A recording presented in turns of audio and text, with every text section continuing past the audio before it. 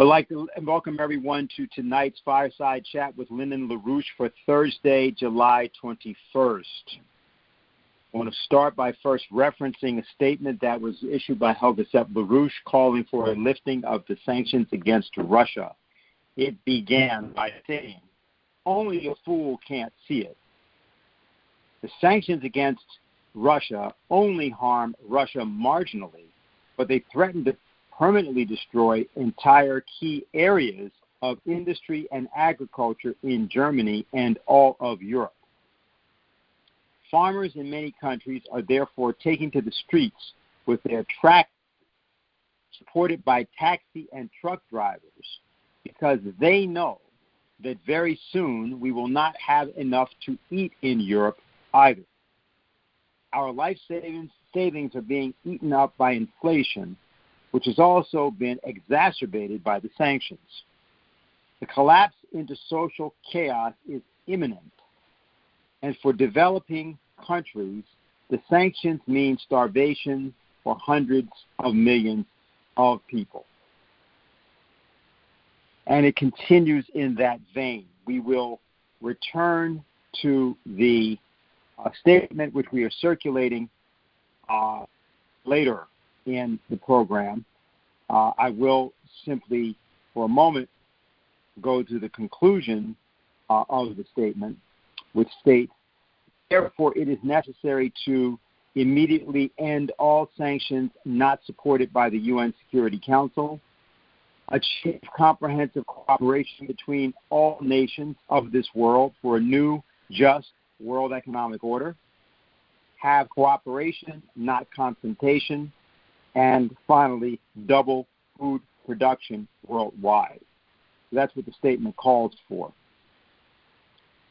Now, this is a relevant to start us off, not merely because Helga LaRouche happened to have written the statement, and we have it now, but the reason that it's an appropriate place to start us off is expressed in an article that was an op-ed, I should say, that appeared in the Wall Street Journal for July 18th, 3 days ago.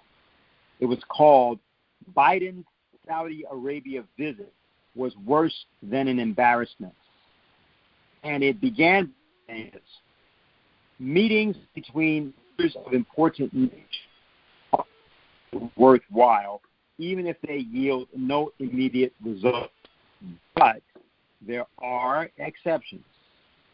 One was Neville Chamberlain's 1938 Munich meeting with Hitler.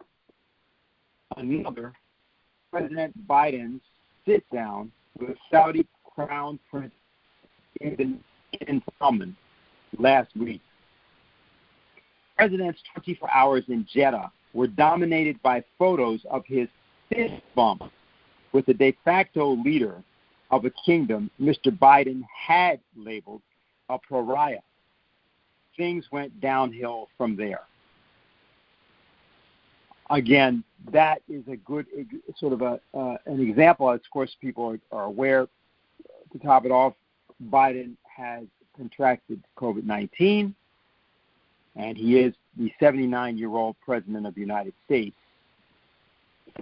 But in one sense, that's a metaphor for the sheer incompetence of the entire foreign and domestic policy of the erstwhile Biden administration. There are laws in the universe which are only dimly fathomed by the dull-witted, or by, if you will, the pragmatic. And these laws require a certain coherence and congruence between what human beings decide that they want to do and natural law. In other words, there's something called natural law, and if the human being decides, essentially arbitrarily, that it is the prerogative of the human being to violate natural law, the human being and his particular civilization or culture tends to be evaporated.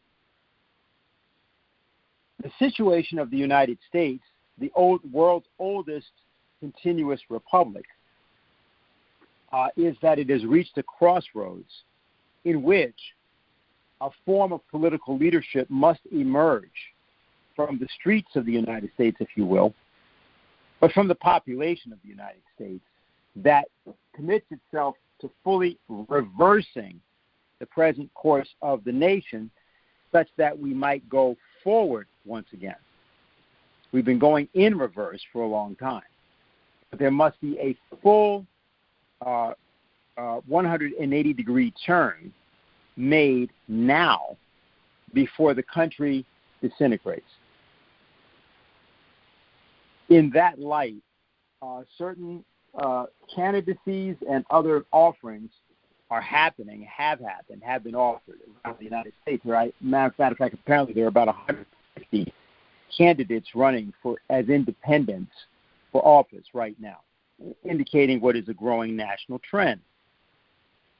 Tonight, we have several things to discuss with respect to the way in which this newly changing and rapidly changing international circumstance requires various forms of independent, nonpartisan political leadership, particularly in dialogue with the young people of our nation. And so what we want to do tonight is to explore several different areas of our work, in particular as a way of extending and expanding the July 4th theme that we have offered as the characteristic, fundamental basis for Helga Zepp-LaRouche's call for an ad hoc committee to form a new Bretton Woods system. Bretton Woods was the New Hampshire-based economic and financial system that was created in 1944. And something has to be done now to both resurrect the idea of that system, but completely overhaul it, and now incorporate scores of nations that did not exist at the time of that conference in 1944, but who now play a pivotal role in world history. So we've asked that Diane Sare would speak to us tonight, and we are hoping to get into a rather spirited dialogue about various things with her. And so we invite everybody to get out other people on the line. If you can text message or email them, to have them participate in this as well. So, Diane, if you're there, you now have the floor. Go right ahead. Thank you. Can you hear me? Yes, you're very clear. Good. Okay. Well, as I said in what I wrote about this, we are really at the moment now for which Lyndon LaRouche tried to prepare us, and I put it that way because I think all of us would admit we haven't mastered the work and the insights that he was fighting for, being really one of the great geniuses of human history. And it was his intention that there should be more future geniuses, and I think we really have to take that as our mission. But namely, as he said in 1989 when the Berlin Wall came down, you had the collapse and disintegration of the communist system. But down the road, he said, this does not mean that the British liberal free trade system is a success. And in fact, it will come down in an even more dramatic way in the future. And we're really at that point now, as you can see. And I think it's complex because the people who are bringing this insanity down upon us, as was said by the Russians, they keep stepping on the same rake. That is, the more sanctions we impose on Russia, on fertilizer, on fuel, you have now what could be a total shutdown of the productive capacities of Germany and of Western Europe. Germany in particular, the famous company people know, BASF, chemical company, and ThyssenKrupp, the steel manufacturers, they are saying that if we continue along these lines, their production may completely grind to a halt, and in certain cases this will not be reversible because these plants depend, the machinery functions based on continuous operation. So if you stop it, you actually damage the machinery and the operation, and it won't be like flipping a switch to turn it on again. So you're talking about an existential crisis. You look at the United States and you see, as Dennis mentioned, the food shortage. Well, because we haven't bothered to do anything about water management in many decades, even though the Army Corps of Engineers has plans for virtually every inch of the surface of our nation, we have horrible drought. There's a heat wave in the middle of the country and in the Northeast, as we're experiencing right now, and a terrible shortage of water. So there are now videos circulating of lines 3 miles long of cattle ranchers going to sell off their herds because there is no water, they're going to die in the heat, and the price of hay is through the roof. So what does that mean when a 3-mile-long line of cattle ranchers is selling off their herd? Where's the reproduction? What does that mean for beef next year? What does that mean for beef in a few months from now? Food, I think, is more obvious than many other things, that you can't just say, oh, let's get more food. You have to grow it, you have to produce it, you have to feed your livestock. It's not overnight.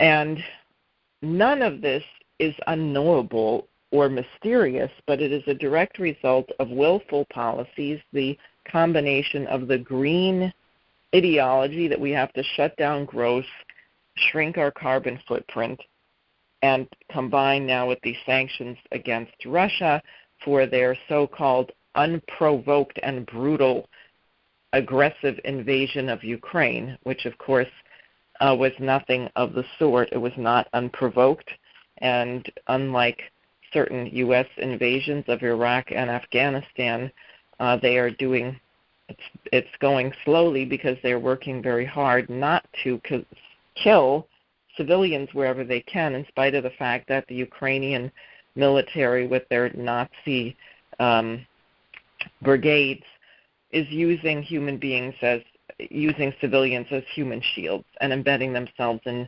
nursery schools and nursing homes and in basements of senior centers and things like that. So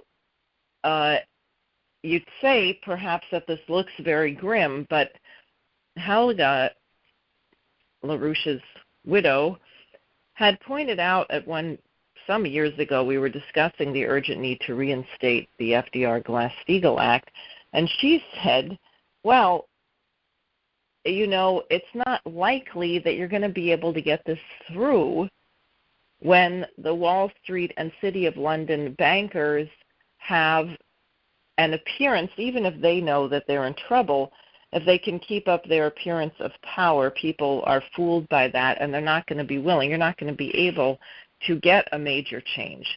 But when everything becomes shaken up and it's clear that the end is nigh, then you can get a rush of people to the exit, and namely into the new paradigm, into the policy we represent. So you have this very peculiar and growing divide between, on the one hand, nations where LaRouche's ideas have been frankly studied over years, who also have aspects of their own culture which have a resonance with universal principles. Most great cultures have contributed certain key discoveries to civilization. So that's why Gottfried Leibniz found that Confucianism was quite compatible with Christianity because there are certain universal principles and universal truths about the relationship between human beings and the universe and the creation of the universe. So what you have is the more that we impose sanctions, the more that Russia, China, India, Iran, Argentina, Pakistan, many large nations are coming together to create their own system and to return to fixed exchange rates, to figure out another currency. They're saying, why should we continue using the dollar if the government of the United States or the Federal Reserve can steal our bank accounts at will, as we did with the central bank money of Afghanistan, or we are trying now to figure out how to steal the $300 billion in Russia's foreign currency reserve. And I say that because it did occur to some of these bankers that if we steal everybody's money, if they put it in the dollar, who's going to be stupid enough to keep putting their money in the dollar? So they're trying to figure out if they can steal this money and not crash the dollar, and it's not working very well. The Chinese are getting out of their dollar reserves bit by bit. They've gone down 9% in the last year, from over $1 trillion to $900 billion or so, and other people are doing that. So we are actually at a moment where we really have to focus on winning the entire thing, changing everything, not securing what we think is some urgent personal freedom, even things that are extremely important, like freedom of speech, freedom of elections, which we need to get what we want. But that is embedded in something bigger, which is to create an entirely new set of international relations. This is why the Schiller Institute and Helga LaRouche put out the call for the new Bretton Woods, that the moment in which we could do this has arrived. So how do we make sure that our friends and neighbors are not the proverbial little people in the French Revolution who had a great moment of opportunity? The whole world was hoping that something would happen in France as happened in the United States in our revolution against the British, but it failed, and you ended up with a chaotic, anarchistic bloodbath where some of the best thinkers ended up having their heads chopped off. It failed. And Schiller, Beethoven, others were very unhappy that this result was so tragic. I guess I should say Schiller. And he said of this that you had a great opportunity, but the people were too small. They weren't able, because of their culture, to apprehend what they had the potential to do.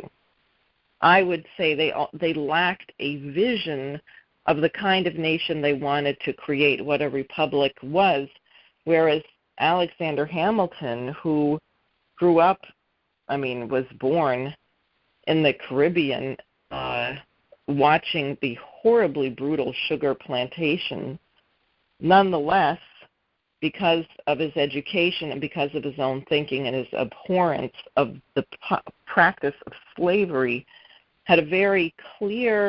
he developed a very clear idea and a very clear economic policy to allow a republic to function and to promote the kind of freedom that we used to hold dear in our nation, which is the freedom of the individual to contribute to advancing mankind as a whole.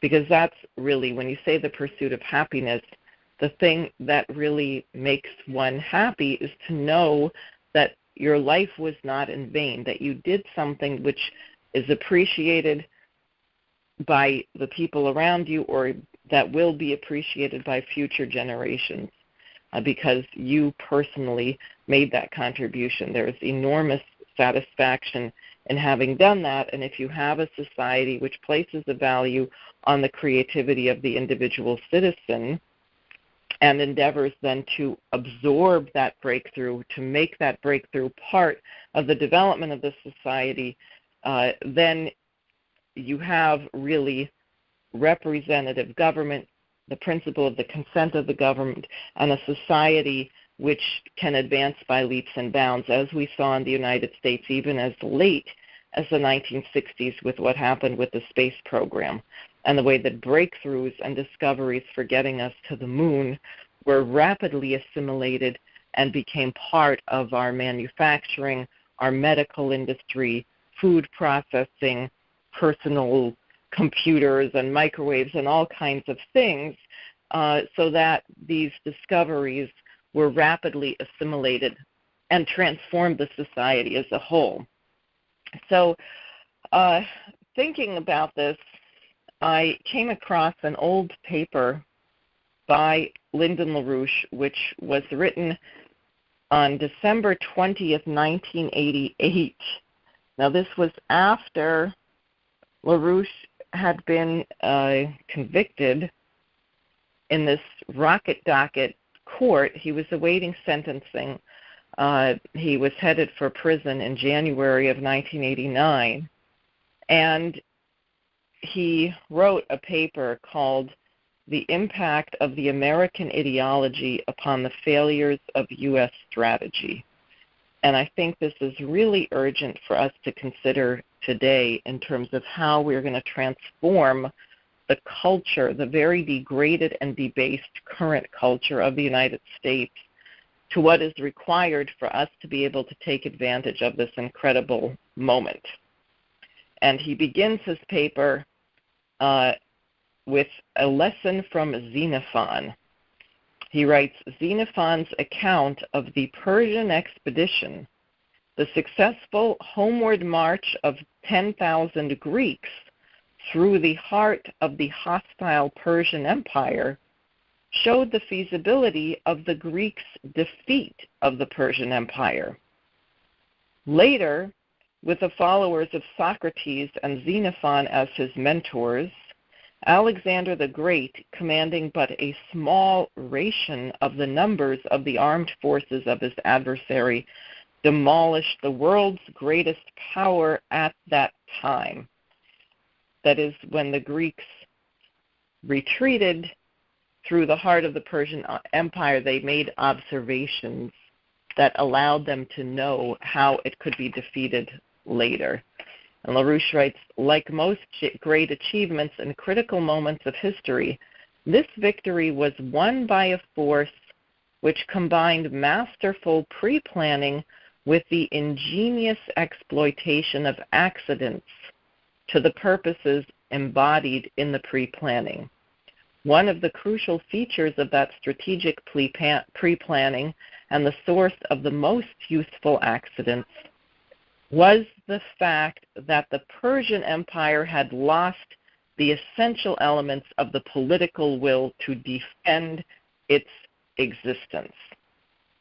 And he's making the point in this paper that his concern on his way into prison in 1988 was that the United States was in the same position as the Persian Empire, had lost what you might call patriotism, but not in some flippant sense, the will to survive.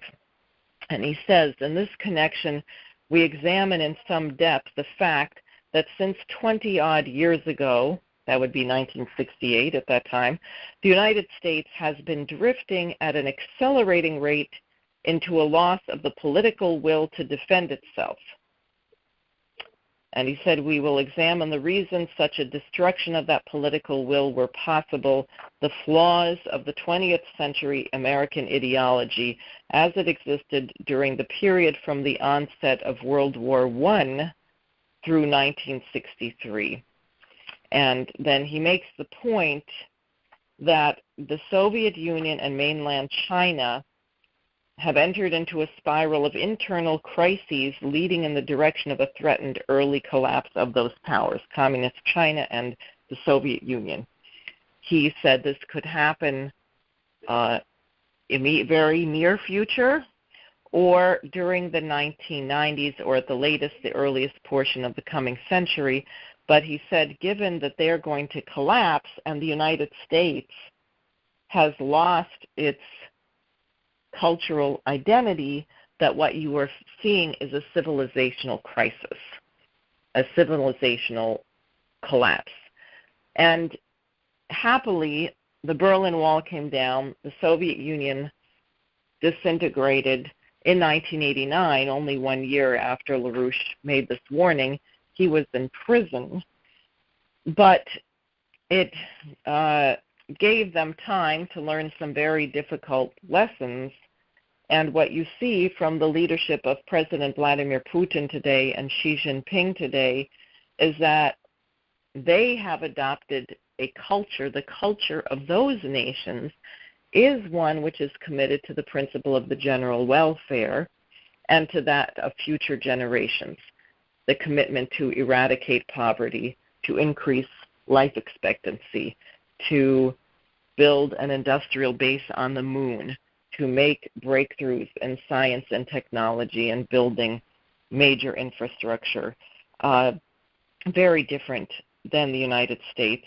And he said that, he said in the opening section of his paper, we're going to examine the fact that on the surface of things, it appears that the post-1964 phase of the U.S. war in Indochina transformed the once revered name of patriotism into a word which brought sneers to the expressions of more and more of our people.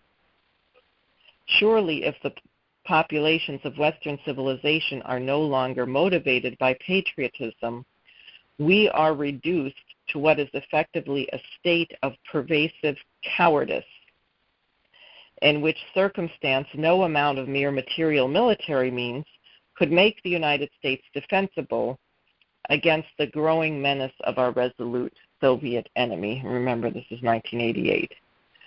On this account, we appear to be rotten ripe for the plucking, as Xenophon's account showed the Persian Empire to be.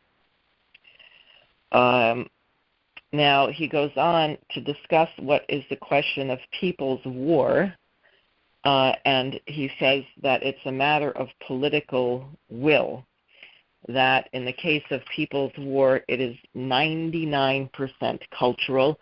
I would say today it has to be 100% cultural, because there is no way that we're going to win a war with weapons against the adversary we currently face, but we can snatch victory from the jaws of defeat by reminding our friends of certain principles of American culture.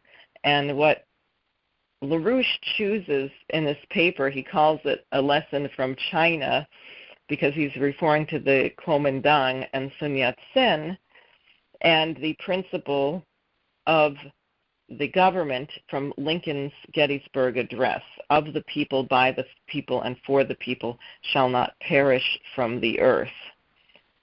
And what LaRouche says is that Dr. Sun accomplished what might be viewed by some as a syncretic fusion of the best political principle of Western European Christian civilization with the cultural heritage of China, to give the culture of then ruined China a needed new dimension of capability for rebuilding itself as a true nation, a dimension which it had lacked before adopting that experience of Western civilization summed up in Lincoln's Gettysburg Address. And he talks about Schiller's Wilhelm Tell, describing the primal conditions of lawless chaos, and then Lincoln's conception of democracy as what LaRouche called a fighting democracy. He said, call it the idea of freedom achieved through the creation and defense of government of the people, by the people, for the people.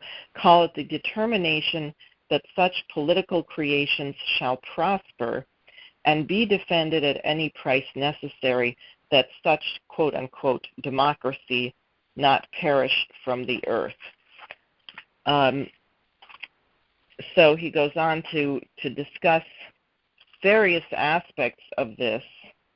And he says that in a counterinsurgency, for example, our war in Indochina, our war in Vietnam, I think this is very striking. He says that the reason we lost that is because we didn't shut down the houses of prostitution and related forms of outrightly criminal and other moral degradation of large sections of the population.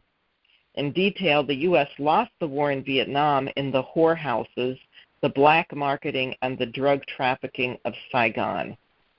In that sea of corruption, Hanoi's intelligence services swam like happy fish in the sea, and through those channels penetrated the ARVN and U.S. command functions up to high levels, to such effect that Hanoi knew U.S. Air Force's targets before the pilots of those U.S. units did.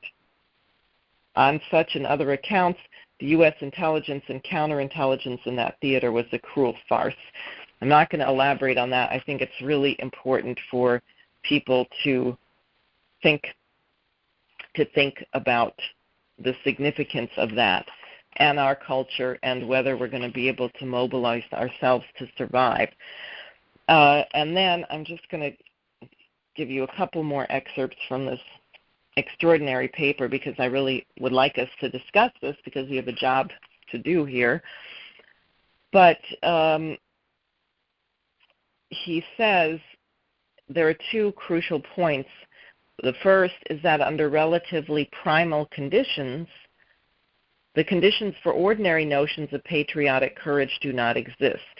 In this case, the needed qualities of courage of the fighter depends upon each finding deep within himself or herself some cause which is worth more to that person than mortal life itself.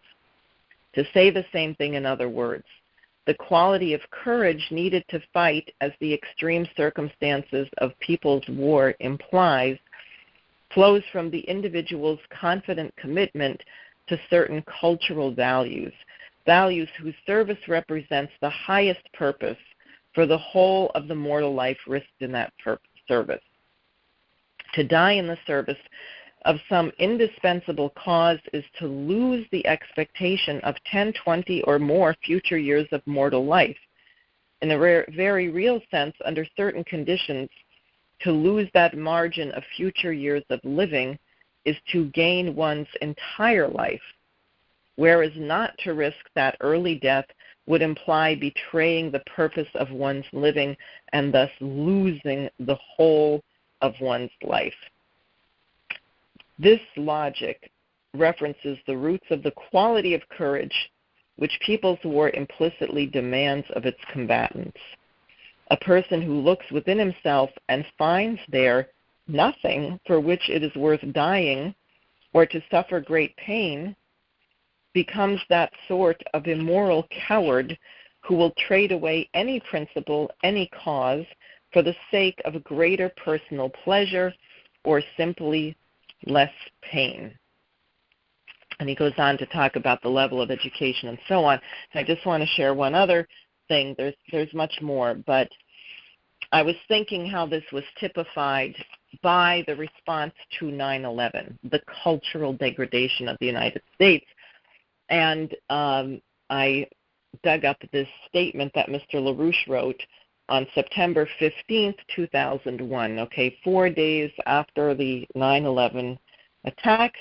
You might remember everyone was waving their American flags and showing solidarity. And people did very heroic things on that day and following it, and you saw a potential for real unity. But instead, people fell to a much lower level in response and initiated a series of forever wars and fascist police state measures under the pretext of keeping ourselves safe from terrorism. So LaRouche says the press release is called Shoot the Neighbor's Cat. And he says, frankly, the 24-hour brainwashing network CNN has gone over the edge. The terror bombing and mass killing have pushed CNN and many others into the state of mind of the man who, returning home to find his house has been robbed, takes out a shotgun and obliterates the neighbor's cat. Indeed, if his wife had said, "Henry, it's just the neighbor's cat," the maddened fellow would have threatened her, "Don't get in my way or I might have to kill you too." The United States has been surprised by a mass murderous attack from rogue forces deployed from within the USA itself. Since no foreign power has the ability to do to us what was done this past Tuesday, some rogue element operating within our military security establishment is the only possible principal author of what has just occurred. That mass murderous rogue is the burglar, who is presently lurking from within the USA, preparing for his next strike, which he certainly intends to deliver soon. We must defend ourselves and our nation against that rogue. Anything we do to shift the blame to foreign forces which were not capable of organizing Tuesday's attack simply makes our nation more vulnerable to the rogue from within who has just done this and is lurking, ready to do more. Cowardly lunatics like the CNN organization prefer to obliterate the cat for revenge rather than mobilize to defend the nation against the rogue from within. CNN thus expresses the form of cowardly cowardice, which the military vocabulary calls flight forward. The man cowering in his foxhole, filling his pants with fear, who charges the burping machine gun fire to get it over with. And this goes on. So I'm going to stop there, and we'll be curious to hear what thoughts people have on this and anything else.